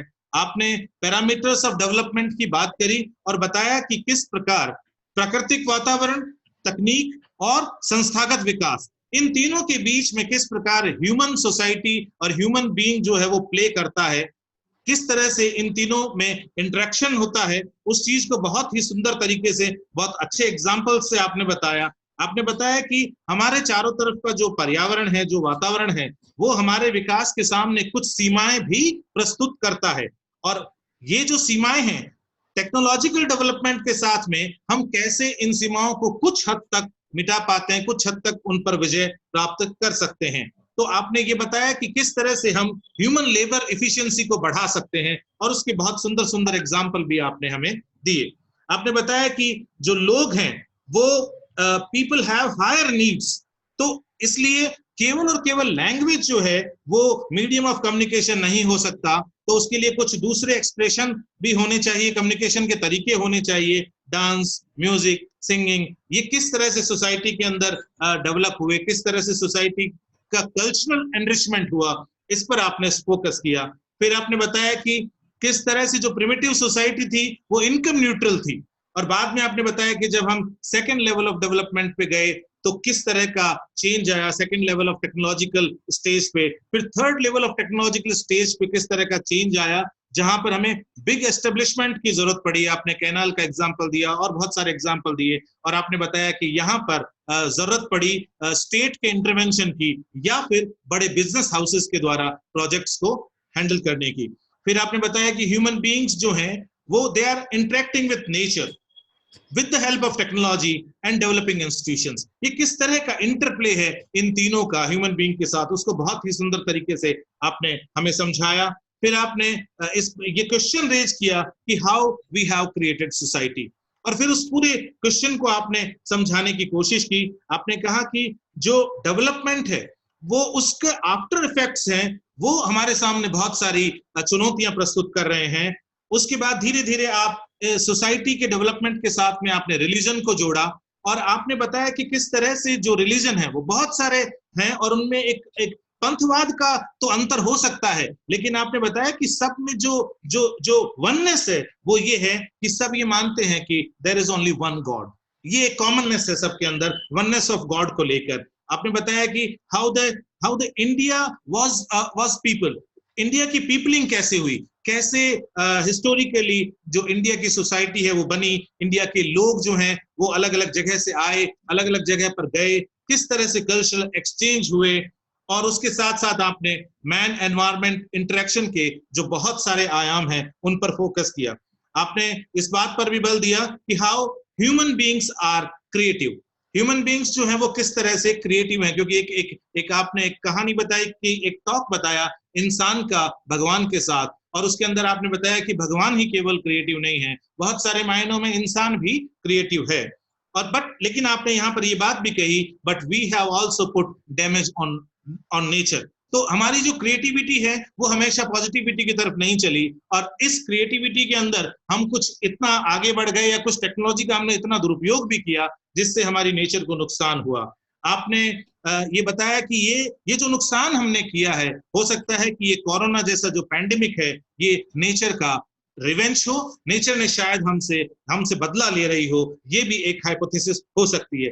फिर आप इस पर आ गए कि किस तरह से हमें रिसर्च करनी चाहिए। बहुत सुंदर तरीके से आपने इस बात को कहा कि रिसर्च है क्या, रिसर्च सिंपली लॉजिक है, फिलॉसफी है, एक रिलेशनशिप है, एक अंतर संबंध है जो हम दो तरह से प्राप्त कर सकते हैं, या तो हम आगमनात्मक विधि से या निगमनात्मक विधि से, इंडक्टिव अप्रोच लेके हम चल सकते हैं, या हम एक्सप्लोरेशन की डिडक्टिव अप्रोच को अपना सकते हैं।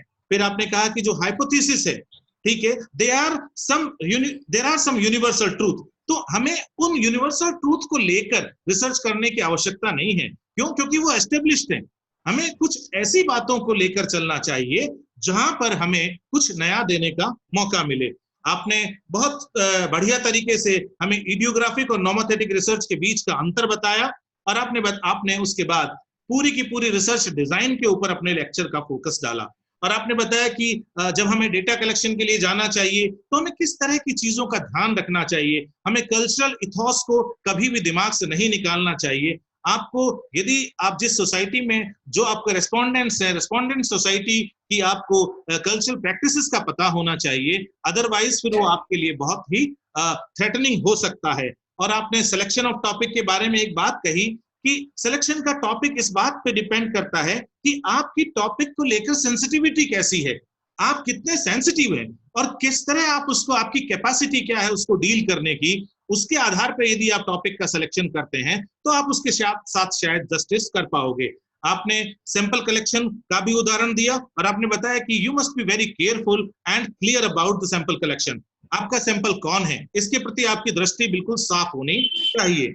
आपने ये बात भी हमें बताई कि अनुभूति अध्ययन जो होता है, जो परसेप्शन स्टडी होती है, वो किस प्रकार से महत्वपूर्ण है, और प्रॉब्लम ऑफ जो स्टैंडर्डाइजेशन है वो हमें इसमें किस तरह से ध्यान रखनी चाहिए, उसको डील करना चाहिए। क्वालिटेटिव वर्सेस क्वांटिटेटिव रिसर्च के बारे में आपने बताया, और आपने बताया कि ये दो अलग अलग तरीके हैं इंफॉर्मेशन कलेक्ट करने के, सच्चाई को प्रकट करने के, या कुछ नया आयाम जो हमारे चारों तरफ हो रहा है उसको निकाल कर सोसाइटी के सामने रखने के। सेकेंडरी डेटा की बात करते वक्त आपने इस बात पर फोकस दिया कि हमें इस बात पर बहुत ज्यादा केयरफुल होना चाहिए कि वो डेटा पब्लिश कौन कर रहा है, क्रेडिबिलिटी क्या है इंस्टीट्यूशन की, डेटा कलेक्ट करने के पीछे और डेटा के टेबुलेशन के पीछे कौन सी स्टैंडर्ड प्रैक्टिसेस अपनाई गई है। जब तक आप उसके प्रति श्योर नहीं हैं, तब तक आप जो है वो डेटा का इस्तेमाल करने से बचें। जब आप सोर्स क्रेडिबिलिटी, जब आप स्टैंडर्डाइजेशन ऑफ डेटा, इन सब के बारे में बहुत स्पष्ट हो जाएं, तब आप उसकी तरफ आगे बढ़ें। आपने बहुत ही विनम्र तरीके से जितने सवाल हम ले सकते थे इस सेशन में उनका जवाब दिया। मैं तहे दिल से आपका बहुत बहुत आभारी हूं, लेकिन फॉर्मल वोट ऑफ थैंक के लिए मैं अपने student assistant professor Bharat Kumar को आमंत्रित करता हूं। शुक्रिया सर। सभी को नमस्ते। सबसे पहले तो मैं आज के उद्बोधक जो है हमारे doctor professor HM. Qureshi sir, जिन्होंने अपने 60 वर्षों के अनुभव को हमारे साथ साझा किया है, और उन्होंने मतलब मानव प्रकृति के, मेरे को सबसे अच्छी चीज जो लगी कि मानव प्रकृति के अंतर संबंधों को उदाहरण देकर उन्होंने रिसर्च की बेसिक चीजें जो हैं वो हमको बताई। ठीक है, और इसके साथ में सर का बहुत बहुत तहे दिल से आभार व्यक्त करता हूं, और सर को बहुत बहुत ईद की शुभकामनाएं। फिर मैं दूसरा जो सबसे बड़ा धन्यवाद अदा करता हूँ सारे पार्टिसिपेंट्स का, क्योंकि आप ही की वजह से जो है ये प्रोग्राम जो है वो सफल होएगा।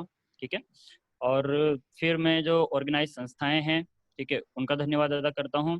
सावित्रीबाई फुले महिला पीजी कॉलेज जो है सीकर, और government arts college Sikar, government Lohia college Churu, और इन संस्थाओं के साथ साथ जो इनके जो हमारे को-पैत्रन हैं, ठीक है, पैत्रन और को-पैत्रन जो है शेखावटी यूनिवर्सिटी के जो वाइस चांसलर हैं हमारे प्रोफेसर जीत सिंह संधू जी, उन सर का मैं धन्यवाद अदा करता हूं।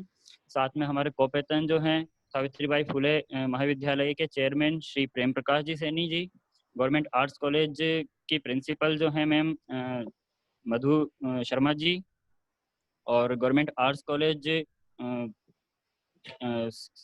लोहिया कॉलेज के प्रिंसिपल दिलीप सिंह जी पूनिया सर, और जो ऑर्गेनाइजर संस्था है सावित्रीबाई फुले के, उसके चेयरमैन सर जो हैं हमारे सेक्रेटरी सर है ओपी सैनी जी सर, उनका धन्यवाद अदा करता हूं।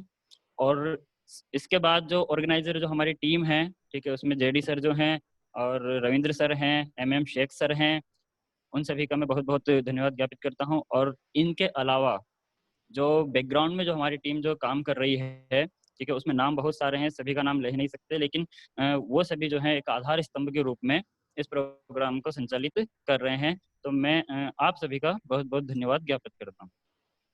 शुक्रिया sir. Thank you very much. Thank you sir, thank you again.